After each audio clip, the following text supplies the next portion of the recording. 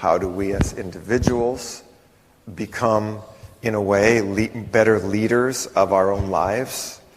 Not only leaders of a team or a company, but perhaps also leaders of our family. And how do we create? How do we use our capacity for using our imagination to find new ways to create a desired future that we would like to have? In NLP, we say that there is a basic presupposition that the map is not the territory. That is, that the outside world, we don't really know. We know it through our mental model, our mental maps of, and our perceptions of that world. And that world is always changing. And so our maps have to also be always changing. And if we don't continue to, in a way, update, to be creative, we're going to struggle. There's, to me, one of the best examples of this kind of approach that we want to take in the next 2 days is, I think, an example that happened, a very real example that happened about maybe a little less than a year ago. It was in the United States, and there was a pilot who was taking off a commercial jet. He was piloting it, taking off out of the New York airport. And right when the plane was taking off, a flock of birds flew in front of the plane, and birds were pulled into the engines, both engines of the plane. And there were so many birds that got caught in the engines that it shut the engines down.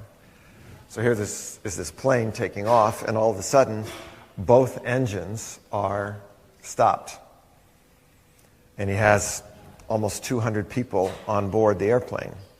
So the plane is stopped, and it's starting to go down because the engines have stopped.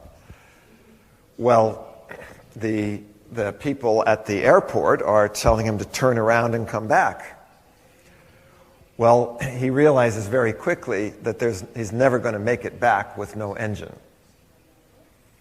So here he is in a crisis. Yeah, this is a pretty big crisis. The danger is obvious. And he might say, well, there is no opportunity. This plane is going to go down. And what he did is, and this is where I think you have both these issues of creativity and leadership. First of all, he realized he wasn't going to make it back, so he couldn't do what they were telling him to do. All he could do is try to find a place to land that plane. And I think he had 3 minutes between the time the birds got in the engines and the plane was going down. So he had 3 minutes.